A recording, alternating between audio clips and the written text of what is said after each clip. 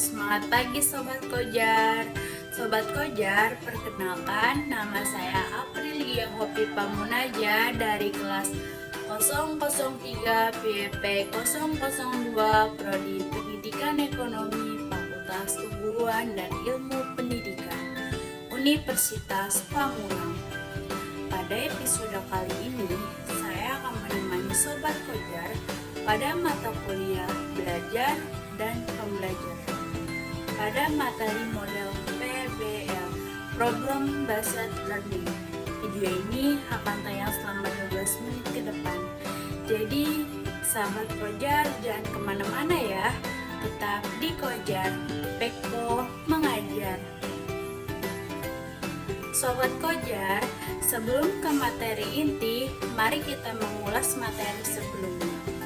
Masih ingatkah materi model pembelajaran? Pembelajaran adalah kerangka konseptual yang digunakan sebagai pedoman dalam melaksanakan pembelajaran yang disusun secara sistematis untuk mencapai tujuan belajar yang menyangkut sintaksis, sistem sosial, prinsip reaksi, dan sistem pendukung Joyce dan Well. Sedangkan menurut Ares dalam Trianto mengatakan model pembelajaran adalah suatu perencanaan atau suatu pola yang digunakan sebagai pedoman dalam merencanakan pembelajaran di kelas. Jenis-jenis metode pembelajaran yang dapat digunakan dalam pembelajaran itu ada 5 ya Sobat Kojar. Yang pertama, model pembelajaran berbasis masalah, problem based learning. Yang kedua, model pembelajaran kooperatif, cooperative learning. Yang ketiga, model pembelajaran berbasis proyek, project based learning. Yang keempat, model pembelajaran kontekstual, contextual teaching. Yang kelima, model pembelajaran inquiry. Nah, Sobat Kojar, selanjutnya kita akan pelajari materi tentang pengertian PBL, Problem Based Learning, atau bisa disebut sebagai model pembelajaran berbasis masalah. Sahabat Kojar, apa sih metode PBL itu?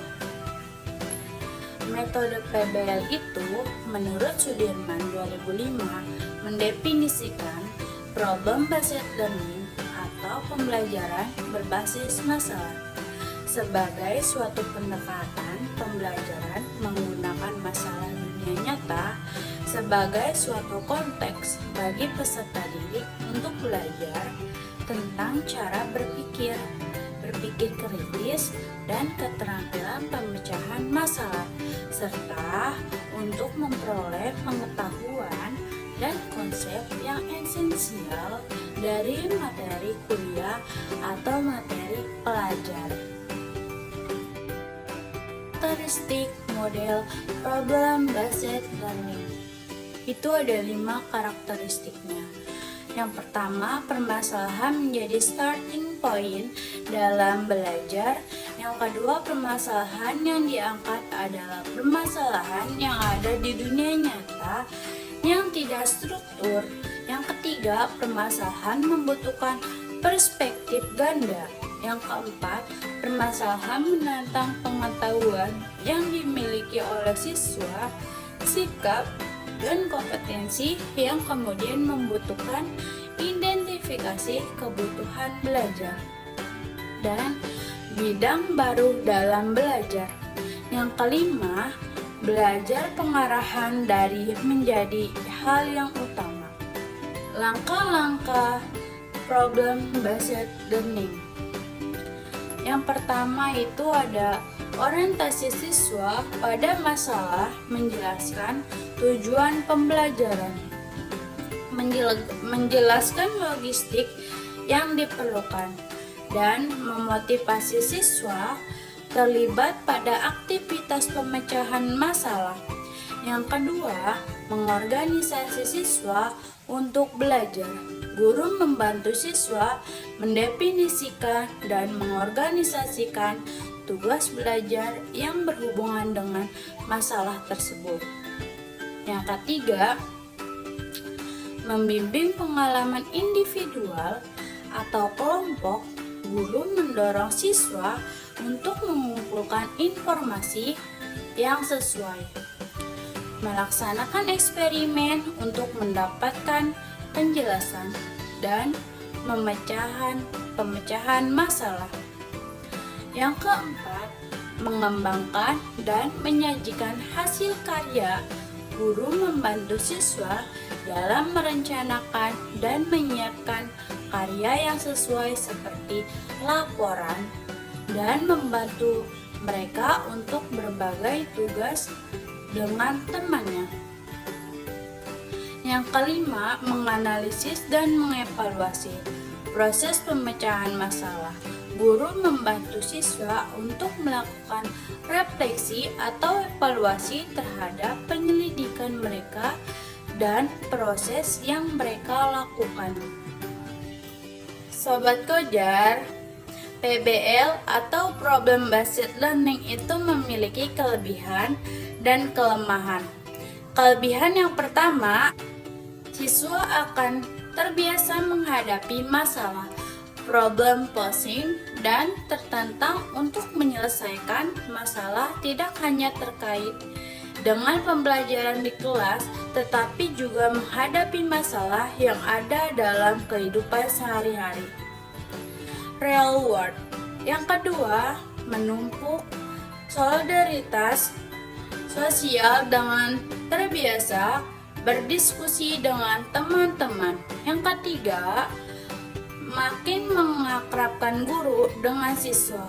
Yang keempat, membiasakan siswa melakukan eksperimen. Kelemahan dari PBL yaitu siswa akan merasa malas untuk mencoba jika tidak memiliki minat atau tidak mempunyai kepercayaan bahwa permasalahan yang ada dalam dipelajari dapat dipecahkan. Keberhasilan pembelajaran dengan model pembelajaran PBL membutuhkan cukup waktu untuk persiapan, dan tanpa pemahaman pada siswa mengapa mereka harus berusaha untuk memecahkan masalah yang sedang dipelajari mereka, siswa tidak akan belajar apa yang mereka ingin pelajari. Kojar, dari pembelajaran problem based learning kita dapat simpulkan bahwa metode pembelajaran yang berlandaskan pada prinsip pemanfaatan permasalahan sebagai poin pemulaan untuk proses mendapatkan dan mengintegrasi suatu pengetahuan baru. Pembelajaran berbasis masalah meningkatkan kemampuan peserta didik dalam beberapa hal, yakni mentransfer konsep dan permasalahan baru, integrasi konsep, ketertarikan atau minat belajar, belajar dengan arahan sendiri, dan keterampilan belajar. Sobat Kojar, setelah tadi kita membahas materi problem based learning, di sini aku akan ngasih soal. Itu cuma ada 5 soal. Simak baik-baik ya Sobat Kojar.